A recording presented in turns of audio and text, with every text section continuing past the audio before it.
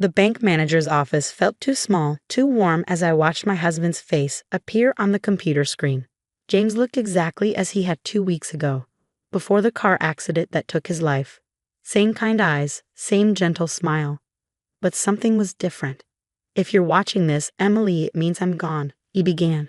"And it means you're about to learn the truth about who I really am. My name is Emily Parker, and until that moment, I thought I knew everything about my husband. We'd met in college, married young, and built what I believed was a perfect life together. James worked as an investment banker while I ran my own small bookstore. We had a beautiful home in the suburbs, plans to start a family, and enough love to fill a lifetime. Or so I thought. First, James continued on screen, "You need to know that I love you. Everything between us was real. But my job, my background, my family, those were carefully constructed lies." The bank manager, Mr. Chen, sat quietly in the corner, giving me privacy while maintaining protocol for viewing secured messages. I barely noticed him as James's words washed over me. "This account contains $47 million, James said. "Money I've gathered over the years from my real work. There are also files, documents that explain everything. But Emily, once you access this information, there's no going back. Your life will change forever." My hands trembled as I paused the video. $47 million? I whispered. "That's impossible. We lived on his banking salary. We budgeted for vacations. We had a mortgage." "Mrs. Parker," Mr. Chen spoke gently, "would you like to continue the video?"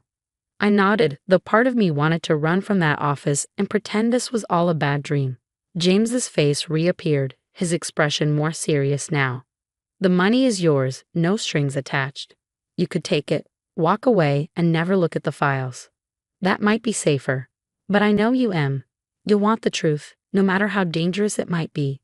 Dangerous? My James, who got nervous driving in heavy traffic? Who couldn't watch horror movies because they gave him nightmares? "If you choose to look at the files," he continued, "you'll find instructions on what to do next. But be careful who you trust, including people who claim to be my friends or colleagues, especially them." The video ended, leaving me with a choice I never thought I'd face. Continue living with the memory of the James I knew, or uncover the truth about the man I actually married. "Mrs. Parker." Mr. Chen's voice broke through my thoughts. "There's more. Your husband left specific instructions about accessing the account. You'll need to use these." He handed me a sealed envelope. Inside were a key and a series of numbers, coordinates, I realized, along with a handwritten note. "Remember our first date. The real one, not the story we tell." My mind flashed back to that night 12 years ago. We planned to go to a fancy restaurant, but a storm had knocked out power across the city. Instead, we'd ended up at a tiny Chinese place, the only restaurant still open in the blackout. We'd always told people we met at a coffee shop. I never understood why James insisted on changing that detail. The coordinates led to that same Chinese restaurant. James had left something there for me, something I'd need before I could access the rest of his files. As I left the bank that afternoon, my world felt off-kilter. Everything I thought I knew about my life, my marriage, had been called into question. The James I knew clipped coupons and worried about retirement savings. How could he have secretly amassed $47 million? I drove home in a daze, barely registering the familiar streets of our neighborhood. The house looked the same. James's gardening tools still scattered by the garage, waiting for his return. The sight brought fresh tears to my eyes. Inside, I headed straight for his home office. I'd already gone through it once after his death, looking for insurance papers and account information. Now I looked at everything with new eyes. The degrees on his wall from Princeton, were they real? The family photos showing holidays with his parents in Connecticut, were those people even his real parents? They'd both died years ago in a car accident before I met them. At least that's what James had told me. I spent hours going through his things, looking for any clue I might have missed. His laptop was password protected, and none of our usual passwords worked. His phone had been destroyed in the accident. Even his paper files revealed nothing unusual, just normal bank statements, tax returns, and work documents. Around midnight, my phone buzzed with a text from an unknown number. "Wondering about James yet?" My heart raced as I stared at the message. Another followed quickly. "The Chinese restaurant. Tomorrow. Noon.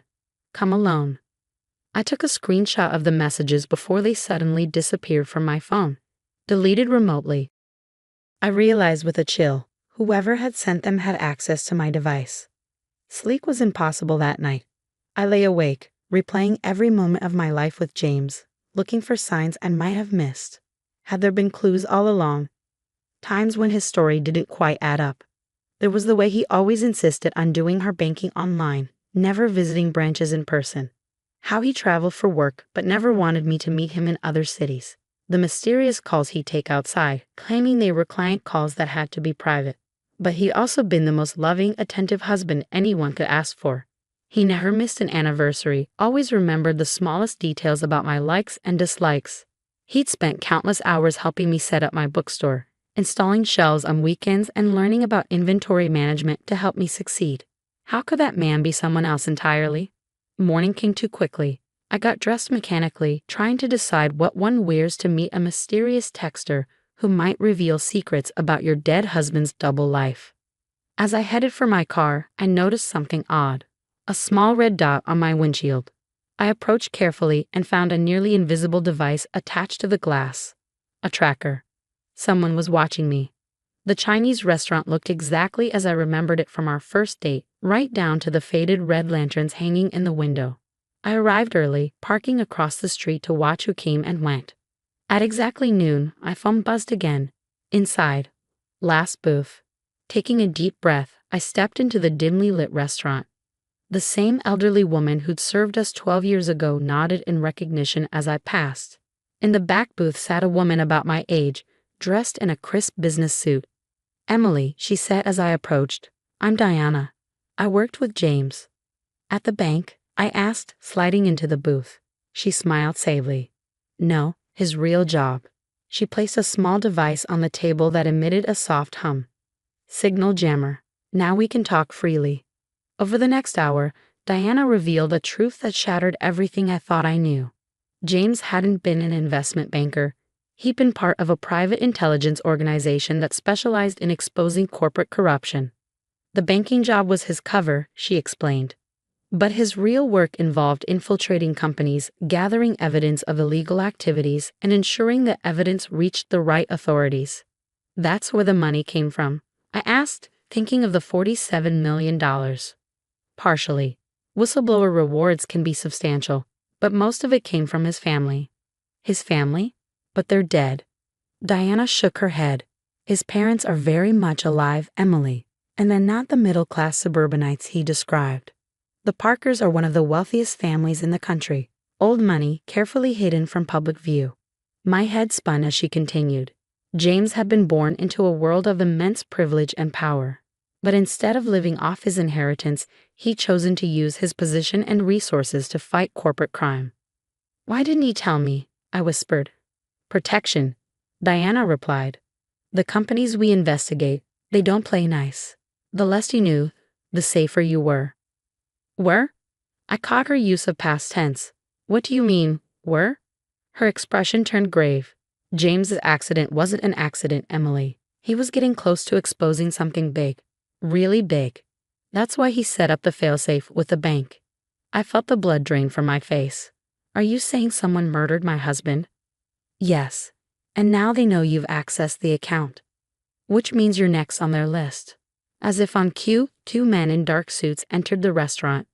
Diana tensed. "Back door. Now." We slipped out through the kitchen just as I heard the elderly owner protesting in Mandarin at the men's forceful entrance. Diana led me through a maze of alleyways to a waiting car. "The files James left you," she said as we sped away. "They contain evidence that could bring down some of the most powerful people in the country. That's why they killed him. That's why they're after you. But I haven't even seen the files yet." "Doesn't matter. They can't risk you having access to them." She handed me a burner phone and a passport. "You need to disappear for a while. There's a safe house." "No," I interrupted. "I'm not running. James died trying to expose these people. I want to know why." Deanna studied me for a moment before nodding. "He said you'd say that. That's why he left you this." She pulled out a small USB drive. "Everything you need to understand what he was working on. But once you look at it, there's no going back."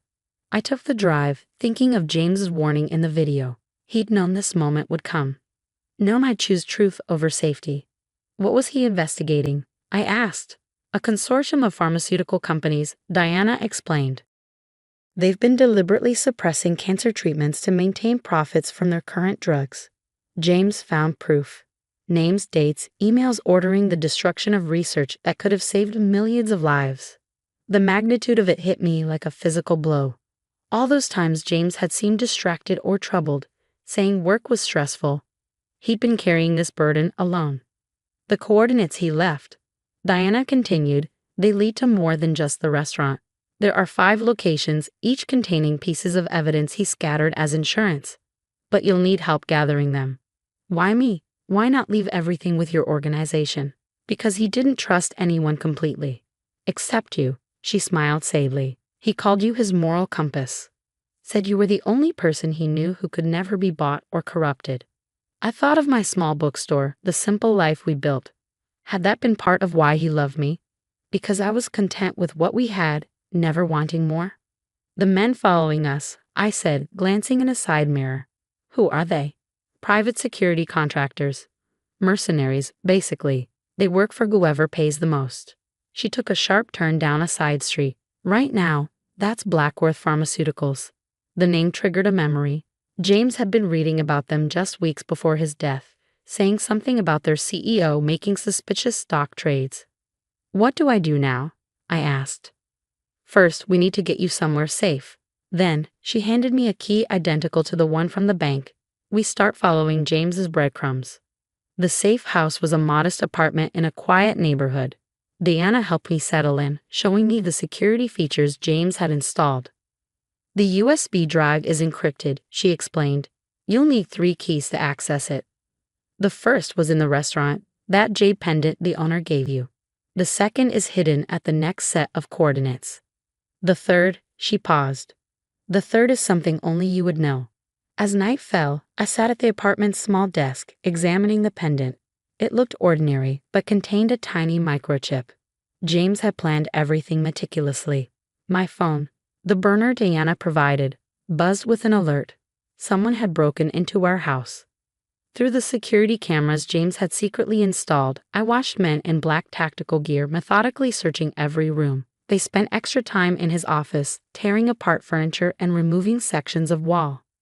They won't find anything, Diana assured me, watching over my shoulder. James was too careful. But seeing strangers violate our home, destroy the life we built, ignited something in me. Grief turned to anger. Fear became determination. Tell me everything, I demanded. About James's work, about the people who killed him. Everything.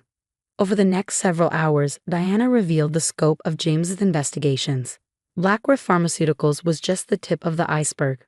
Their CEO, Howard Blackworth, headed a network of companies involved in everything from illegal drug trials to bribery of government officials. James discovered they were testing experimental treatments on unknowing patients in developing countries. Diana explained. When the trials went wrong, they buried the evidence. Literally in some cases. Dawn was breaking when Diana's phone chimed. Her face went pale as she read the message. We have a problem, she said. One of our safe houses was just compromised. They're getting closer. How? I thought we were careful. There's a mole in the organization. Has to be. She started gathering her things. We need to move. Now. But as we headed for the door, gunshots erupted from outside. Diana shoved me back, drawing a weapon I hadn't known she carried. Back door, she ordered. There's a garage. Gray sedan. Keys are. More shots. Diana fired back through the window, then stumbled. Red blossomed on her white shirt. Diana. Go, she gasped. Get the evidence. Finish what James started. I wanted to help her, but she pushed me away. The third key, she whispered. It's your wedding song. But not the one from the ceremony. The one you danced to, later. Understanding dawned. At our wedding reception, we danced to a traditional first dance song. But later that night, in our hotel room, we'd swayed to another song. One that had been playing during that blackout dinner on our first date.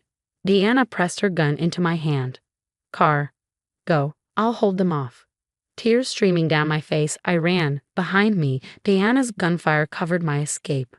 I made it to the garage, found the sit-in. As I sped away, more shots echoed in the pre-dawn darkness. 3 days later, I had all 3 keys: the jade pendant from the restaurant, a small crystal buried at the base of a tree where James first told me he loved me, and the psalm, our real wedding psalm. The files were exactly what Diana had described. And more. Years of evidence meticulously gathered: money trails, emails, video recordings of closed-door meetings.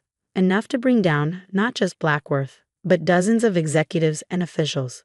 James had been killed because he discovered something even worse. Blackworth wasn't just suppressing cancer treatments. They were deliberately causing cancer clusters in poor communities to create test subjects for their drugs. I spent weeks organizing the evidence, following James's careful instructions. He created a dead man's switch. If anything happened to me, everything would automatically be sent to journalists, prosecutors, and regulatory agencies worldwide. 1 month after James's death, I walked into FBI headquarters and turned myself in, along with copies of all the evidence. Within hours, arrests began. Howard Blackworth, board members, government officials. The body count grew as conspirators turned on each other. Deanna survived her wounds. The mole was caught trying to flee the country. Slowly, justice began to unfold. I kept the bookstore, though I hired managers to run it. My time was spent working with prosecutors, testifying in trials, and carrying on James's mission through a foundation I created in his name. The $47 million, most went to the victims' families. The rest funds research into the very treatments Blackworth tried to suppress. Sometimes at night, I watched James's video message again. Everything between us was real, he'd said. And it was. He just had an even bigger heart than I'd known, one that fought for justice while loving me with equal passion. I'm not the same woman who walked into that bank 2 months ago. James's death changed me, revealed strengths I never knew I had. But his love, his real love, gave me the courage to fight. The truth is both a burden and a gift. James knew that. Now, so do I.